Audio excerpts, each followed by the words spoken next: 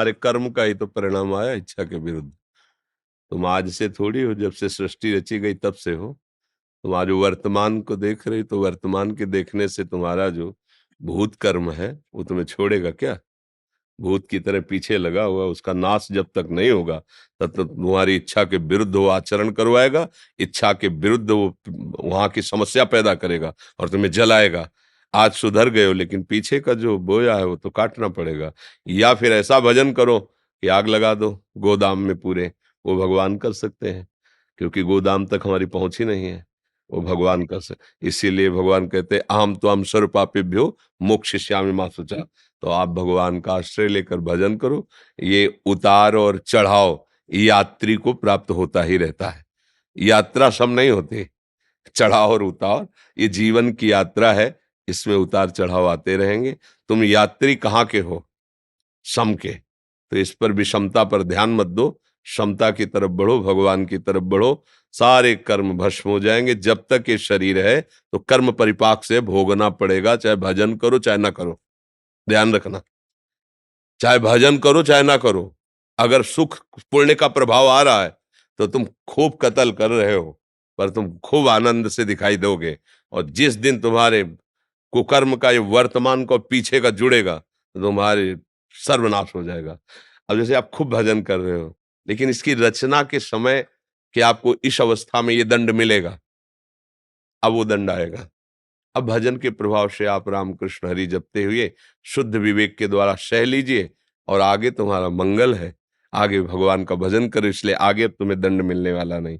जब तक ये शरीर है ये प्रारब्ध से रचा गया है। रचने के पहले ही इसको नियत कर। देखो बड़े बड़े महापुरुषों का, रामकृष्ण परमहंस जी के गले में कैंसर था, बड़े बड़े संतों के बड़े कष्ट देखे जाते हैं। तो अगर नाम से भजन से सब नष्ट हो जाता तो फिर इनको कष्ट क्यों मिलता? ऐसा प्रश्न आता है ना। तो सब नष्ट हो गया है, वो पीछे जो जमा है। आगे जो है परम पवित्र है। लेकिन जब ये रचना हुई थी इस पांच भौतिक देह की, तब उस समय जो निश्चित किया गया था वो दंड आएगा। वो बड़े बड़ों को भोगना पड़ता है। इसलिए धैर्य रखो। हमारे कर्म ही हमको जला रहे हैं, दूसरे नहीं। बोले मैंने इस कर्म इसमें तो कोई कर्म ऐसा किया नहीं। अच्छा, तो गर्भस्थ शिशु ने क्या किया? वही मर जाता है। पूर्व का कर्म है ना। हाँ, वो तो अभी पैदा हुआ है, अभी तो 5 साल का है, कोई पाप किया नहीं। फिर क्यों उसको रो? किसी न किसी घटना से मर गया, बस इतने दिन के लिए था उसका कर्म। इसके बाद दूसरी योनि में चलो। ये विधान है। इसको विवेक के द्वारा, शास्त्र स्वाध्याय के द्वारा, सत्संग के द्वारा समझो और सहो। ये सहना ही पड़ेगा। इसका नाम मृत्यु लोक है, ये कर्म भूमि है। अब नया ऐसा बना लो कि पुराने को भस्म कर दे, आगे वाला निष्फल हो जाए, भगवान को प्राप्त हो जाए। वो होता केवल भजन से, केवल भगवान की शरणागति से। इसलिए समझ लो, कोई भी दान पुण्य तुम्हें बचा नहीं सकता। दान पुण्य एक अलग विभाग है और पाप कर्म एक अलग विभाग है। ऐसे चलता है बराबर। ऐसा नहीं कि दान पुण्य किया तो ये नष्ट हो जाएगा, ये नष्ट हो और ये भी रुक जाए। वो एक ही मार्ग है भजन, जो शुभ और अशुभ दोनों को नष्ट कर देता है और उठा करके उत्तम गति प्रदान करता है। जब तक शुभ रहेंगे तो भोगना पड़ेगा, अशुभ रहेंगे तो भोगना पड़ेगा। न शुभ न अशुभ, शुभ अशुभ दुर्ग विध्वंस बल तब जयति जयति जग उच्चर। अब वो जीत गया संसार को, अब वो भगवत प्राप्त महात्मा हो गया।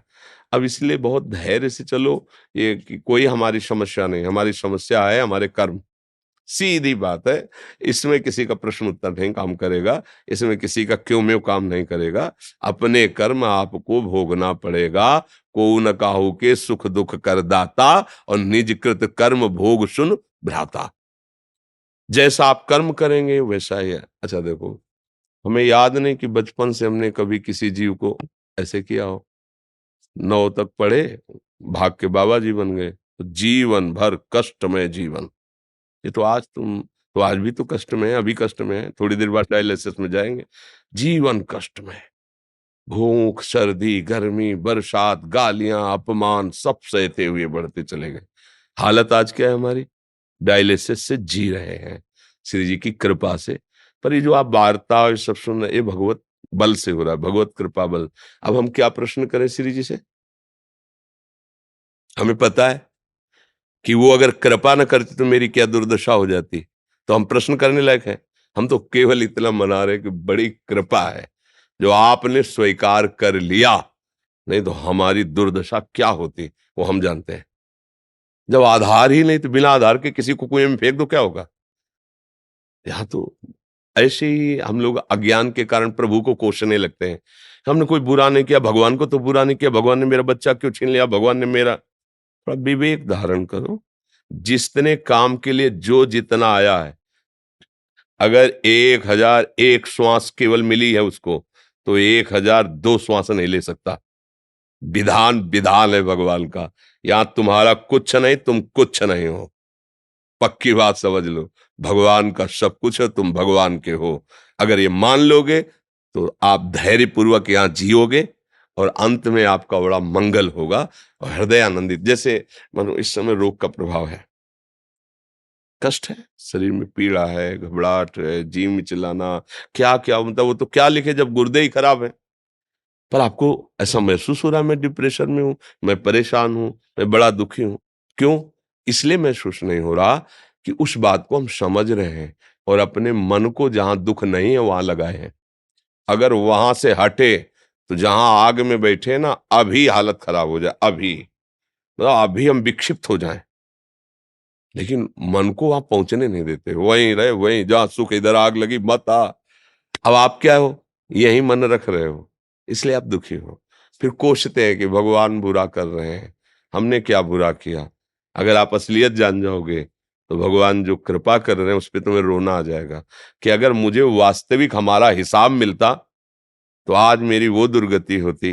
पर आपने लाडले उस विधान की भी रक्षा की और मेरी भी रक्षा की। कैसे रखे हो, कैसे दुलार कर रहे हो। बिल्कुल सच्ची मानिए, कभी आरोप मत कीजिए कि भगवान बुरा कर रहे हैं। उनके जैसा कोई कृपालु नहीं। आप समझ नहीं पा रहे हैं, समझ नहीं पा रहे हैं। हम लोगों ने ऐसे ऐसे पाप किए हैं, ऐसी ऐसी गलतियां की है, भगवान उनको माने ही नहीं गलती। हमें मनुष्य शरीर दे दिया, हमको सतमार्ग दे दिया। उनके दुलार को तो तुम देखो, हमें वो प्रेत भी बना सकते थे, सुअर कुत्ता भी बना सकते थे, मनुष्य बना दिया। अपना उद्धार कर लो। अच्छा, कौन से अन्य योनियों में ऐसे कर्म किए कि हम मनुष्य, क्योंकि कर्म कर ही नहीं सकते अन्य योनियों में, तो भगवान ने अपनी कृपा से दिया ना, उनकी कृपा की तरफ क्यों नहीं देखते?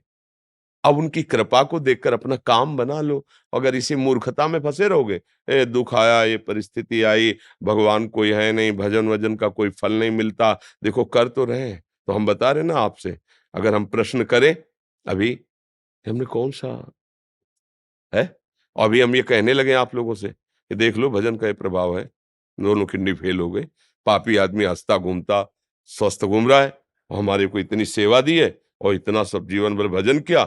नहीं, पर असलियत से हृदय से कहता हूं, अगर हमारा हिसाब हमारे साथ हो तो हम कौन सी दुर्दशा में हो तुम्हें पता नहीं।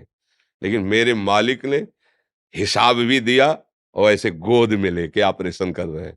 जैसे ना गोद में, बेड में नहीं लिटा के, गोद में लेके, तो उनका दुलार मिल रहा है ना, तो बड़े से बड़ा कष्ट मुस्कुरा के सहने की हिम्मत आ गई। बस ये बात आंतरिक समझो। इसीलिए हम कहते हैं लोग भागे घूम रहे हैं। तुम्हारे दुख को निवारण कर सके ऐसा विश्व ब्रह्मांड में कोई पैदा नहीं हुआ। आशीर्वाद की भावना से तो आते हो ना हमारे पास। समझना हमारी बात। हमारा मतलब गोलमोल नहीं होता, सीधी बात। अगर आशीर्वाद से काम चलता तो मैं अपनी किडनी ठीक कर लेता। डायलिसिस में क्यों लेटता? मशीन की क्या जरूरत थी? नहीं है। अगर ये करना चाहे, नहीं है। पर वो जो किया है, वो उनकी प्राप्ति के लिए है। इसको बचाने के लिए नहीं है। कई दिन ये बचेगा किडनी, मान लो अभी अल्ट्रासाउंड कराओ किडनी ठीक हो गई, पर बचेंगे कितने दिन? जितनी श्वासें हैं उतनी ही चलेगी। इसके बाद ठीक किडनी फट जाएगी। देखो ना, एक्सीडेंट होता है, चिथड़ा उड़ गए, ठीक किडनी है, दिल की गति रुक गई, क्योंकि अब एक श्वास नहीं लेना है तुम्हें। तो हम बुद्धिमानी इसी में है कि जो अमोघ धन कमाया है, उससे अमोघ वस्तु खरीदें कि फटने वाली चीज खरीदें। अच्छा, अगर इसकी श्वासें हैं, इतने साल चलना है, खूब मौज से रहो, या ऐसे ही धक्का प्लेट चलती रहेगी, धक्का गाड़ी। और बेवकूफी होगी कि अमोघ धन से ये व्यर्थ वाली चीजें खरीदना, ये व्यर्थ है। देह धरने का फल क्या है? भगवान की प्राप्ति। हम देह को क्यों बचाने की चेष्टा करें? हमें तो काम वो करना है जिसके लिए देह मिला है। राधा राधा राधा राधा, बस बात समझो, बिल्कुल खुली बात है। तुम कहीं भी भाग के चले जाओ, सच्चाई की तुम्हें बात कहते हैं, कहीं भी विश्व ब्रह्मांड में यदि तुम्हारे आचरण शुद्ध नहीं है, तुम भजन नहीं करते हो, तुम दूसरे को दुख पहुंचाते हो, गंदा आहार करते हो, शराब पीते हो, व्यभिचार करते हो, किसी का आशीर्वाद तुम्हें नहीं बचा सकता। भाग लो तुम, किसी का आशीर्वाद तुम्हें नहीं बचा सकता। और आज से स्वीकार करो कि अब लो निशानी, अब ना आज तक गलती की, प्रभु वो क्षमा कर देंगे। पीछे का हिसाब जो शरीर रचने के समय वो भराएगा, और पीछे गोदाम जो जमा उसको भस्म कर देंगे, और आगे जो गलती होगी उसे वो क्षमा कर देंगे और तुम्हारा निहाल कर देंगे। एक सार बात ये है, अब ये समझ में ना आए तो हरि जाने और आप जाने।